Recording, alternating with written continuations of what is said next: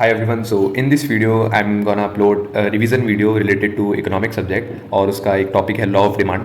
और ये मैंने मेरे हैंड रिटन नोट्स बनाए हैं जो मैं आपके साथ शेयर भी कर दूंगा। मेरे टेलीग्राम चैनल पे आपको ये मिल जाएंगे, उसका लिंक मैंने डिस्क्रिप्शन में डाल दिया है। सो देखो, बिना किसी देरी के शुरू करते हैं। So firstly we will understand कि व्हाट इज डिमांड। तो देखो, डिमांड जो आईसीआई मैट में जो डेफिनेशन दी हुई है ना, वो मैं आपको पहले बता देता हूँ कि क्वांटिटी ऑफ अ गुड और service that buyers are willing and able to purchase at various prices during a given period of time. भैया कुछ भी समझ नहीं आया जो आप भूल गए। तो देखो, लेट्स स्टार्ट विद एग्जांपल और समझते हैं कि डिमांड का मतलब क्या होता है। तो देखो, एक स्टूडेंट है जिसका नेम है Ronaldo, wants to purchase football and in market variety of footballs available.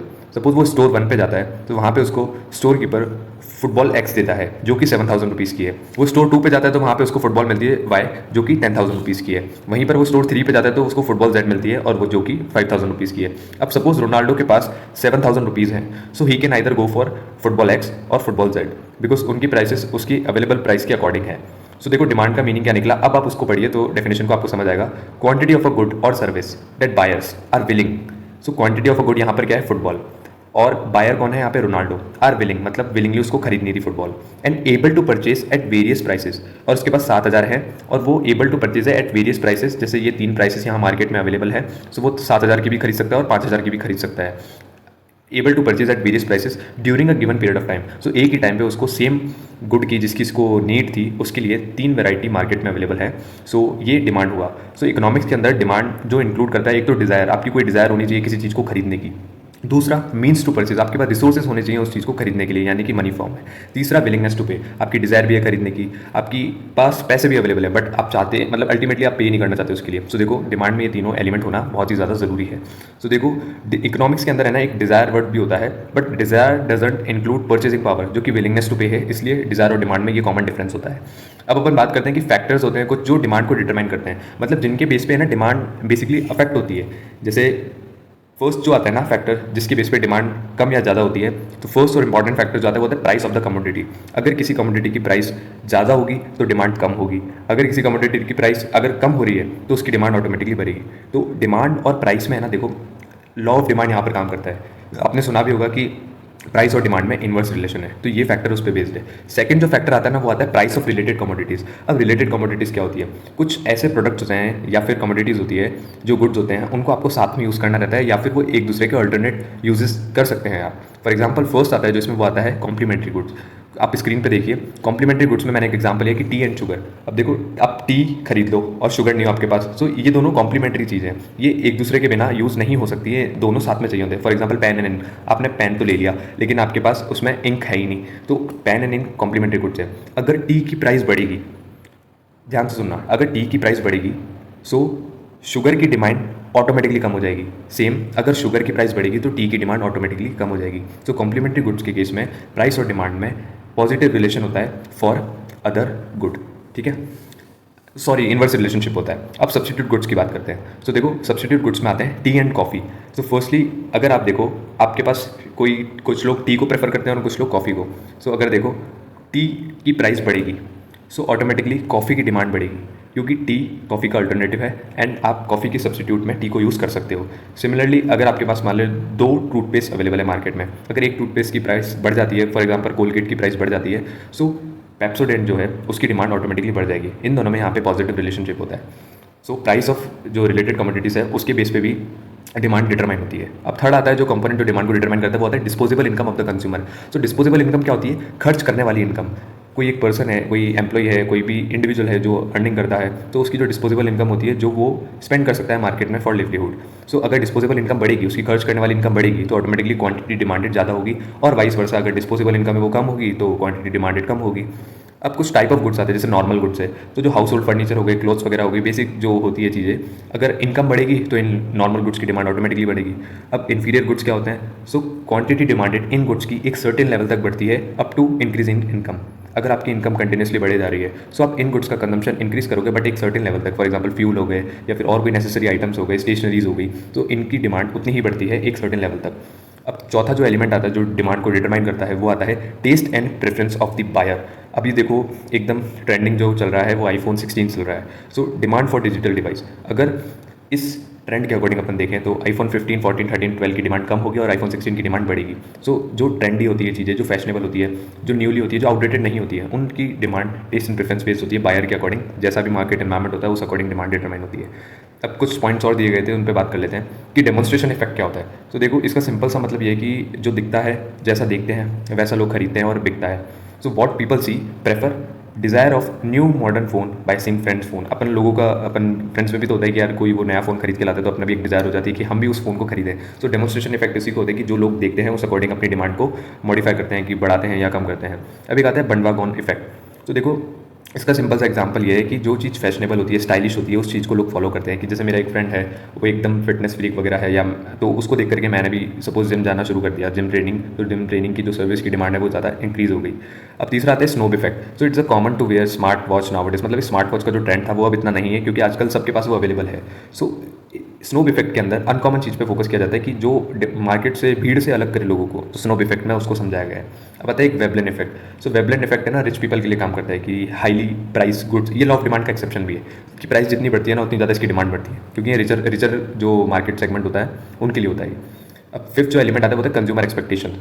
सो देखो फ्यूचर की अगर प्राइसेस, मान लो कोई प्रोडक्ट है उसकी प्राइसेस फ्यूचर में बढ़ने वाली है, सो ऑटोमेटिकली उसकी डिमांड करंटली में इंक्रीज हो जाएगी। अब कुछ अदर फैक्टर्स और दिए हुए हैं आपके आईसीआई मेट में जिनके बेस पे डिमांड डिटरमाइन होती है। सो उसमें से फर्स्ट है साइज ऑफ पॉपुलेशन। तो देखो हाई साइज हाई डिमांड, मतलब अगर पॉपुलेशन ज़्यादा होगी तो डिमांड ऑटोमेटिकली ज़्यादा होगी। दूसरा है age distribution of population. Age distribution का मतलब क्या है, अगर ओल्ड लोग हैं तो वो केयर सर्विसेज पे ज़्यादा पैसा खर्च करेंगे और उसकी डिमांड इंक्रीज़ होगी। अगर चिल्ड्रंस ज़्यादा हैं तो टॉयज़ वगैरह पे डिमांड ज़्यादा होगी। यूथ है तो स्टाइल और फैशनेट जो चीज़ें हैं उन लोगों पे, उन चीज़ों पे डिमांड ज़्यादा होगी। थर्ड आता है नेशनल इनकम। तो अगर ज़्यादा होगी तो डिमांड ज़्यादा होगी। अब आता है कंज्यूमर क्रेडिट फैसिलिटी। अगर देखो लोअर इंटरेस्ट रेट अवेलेबल है मार्केट में, आपको इजीली लोन मिल रहा है, तो डिमांड ऑटोमेटिकली हाई होगी। और दूसरा है गवर्नमेंट पॉलिसी। तो देखो सब्सिडीज़ दे रखी है, आपको टैक्स बेनिफिट दिए हुए हैं कि इन चीज़ों पे आप एक्सपेंडिचर करो तो आपको डिमांड, मतलब आपको टैक्स में बेनिफिट्स होंगे, तो उसकी क्वांटिटी डिमांडेड ऑटोमेटिकली इंक्रीज होगी। ये थोड़े बहुत थ्योरी पॉइंट्स आप रीड करोगे तो आपको समझ आ जाएगा। अब एक प्रैक्टिकल कॉन्सेप्ट आता है डिमांड फंक्शन। तो देखो फंक्शन क्या होता है, उसका एक दिया हुआ है कि वेरिएबल्स जो डिपेंडेंट और इंडिपेंडेंट वेरिएबल्स होते हैं उनके बीच जो सिस्टमैटिक और सिंबॉलिक रिलेशनशिप होता है ना, उसको फंक्शन कहते हैं।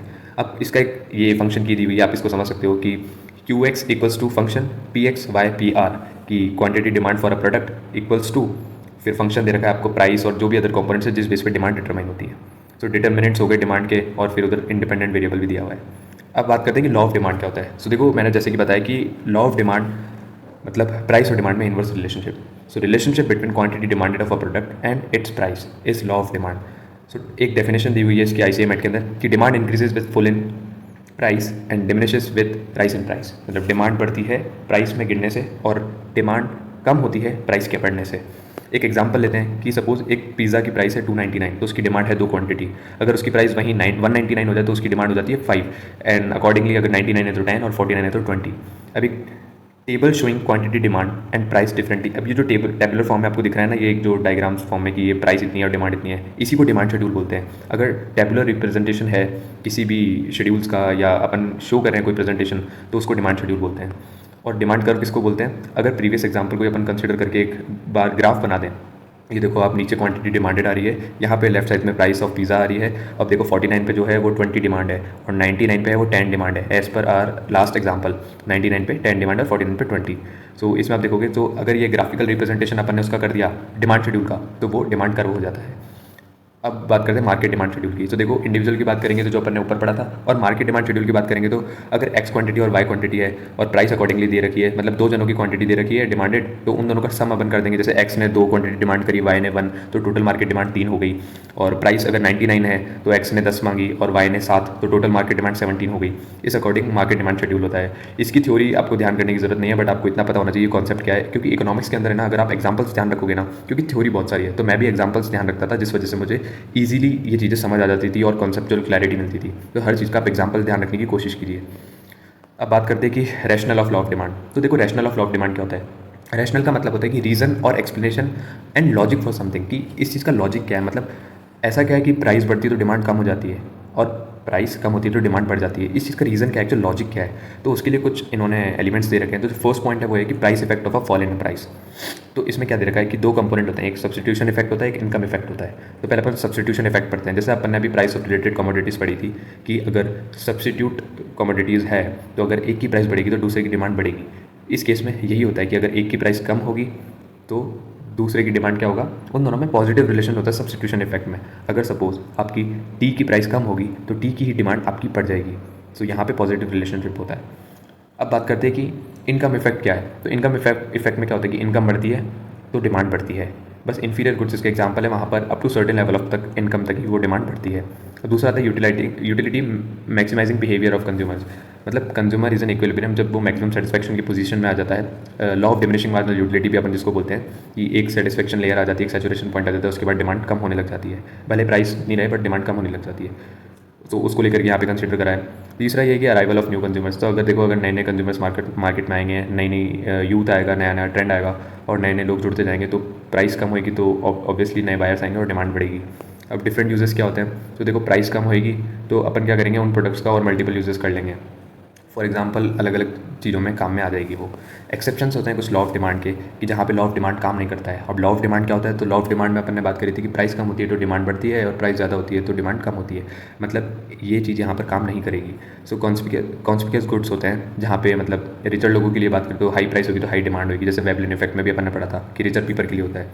गिवन गुड्स होते हैं कुछ those goods for which no close substitutes available, जिनके लिए कोई सब्सिट्यूट्स क्लोज अवेलेबल नहीं है, तो उनकी प्राइस बढ़ भी जाएगी तो मतलब अपन को खरीद नहीं पड़ेंगे, ऐसा कुछ। जैसे इसमें बाजरा, लो क्वालिटी राइस वगैरह आ जाते हैं। और कुछ नेसेसिटीज़ आ गई, स्पेकुलेटिव गुड्स आ गए, जैसे मान लो स्पेकुलेटिव ट्रेडिंग वगैरह होती है, जो अपने स्पेकुलेशन होते हैं, शेयर्स वगैरह होते हैं, स्टॉक मार्केट होता है, तो वहाँ पर प्राइस बढ़ती है तो अपनी डिमांड बढ़ती है। अब बात करते हैं कि expansion and contraction of demand क्या होता है। एक्सपेंशन मतलब देखो प्राइस अगर 20 रुपये है और डिमांड 40 हो रही है, प्राइस 50 है तो डिमांड 20 हो रही है, वही अपना लॉ ऑफ डिमांड जिस पे काम करता है। और कॉन्ट्रैक्शन में उल्टा हो जाएगा, अगर प्राइस कम हो रही है तो उसकी डिमांड बढ़ जाएगी, ऐसा वही जो अपन ने चीज़ पढ़ी थी। तो शिफ्ट इन डिमांड करके एक कॉन्सेप्ट आता है यहाँ पे कि वही आप जीरो एक्सेस और जीरो बाई एक्सेस पे प्राइस रखो और नीचे क्वांटिटी डिमांडेड रखो। अगर ये राइट वर्ड शिफ्ट हो रहा है तो शिफ्ट इन डिमांड का राइट वर्ड हो गया, और सिमिलरली अगर ये लेफ्ट वर्ड शिफ्ट हो रहा है तो शिफ्ट इन डिमांड का लेफ्ट वर्ड हो गया। तो देखो 15 मिनट में मैंने आपको पूरा लॉ ऑफ डिमांड रिवाइज करा दिया, जो कि 20 से 25 पेज आपके ICSE मैथ में दिए गए हैं, और मैंने इसको बिल्कुल शॉर्ट एंड समराइज में बताया। बिल्कुल थ्योरी था ये, ज़्यादा इतना इसमें प्रैक्टिकल पार्ट नहीं था, बट आप पॉसिबली इसको समझ पाए हो। So thank you so much. अगर आपको और वीडियोस चाहिए तो डेफिनेटली मुझे कमेंट बॉक्स में बताओ और मुझे मेरे टेलीग्राम पे ज्वाइन करो, तो मैं डेफिनेटली ऐसे नोट्स बना के आपके लिए रिवीजन वीडियो डाल दूँगा ताकि आपका एक क्विक रिवीजन हो जाए और आप इसको एकदम बढ़िया और अच्छे से देख पाओ और आपके कॉन्सेप्ट्स को और क्लियर कर पाओ। So once again thank you and bye bye, all the best.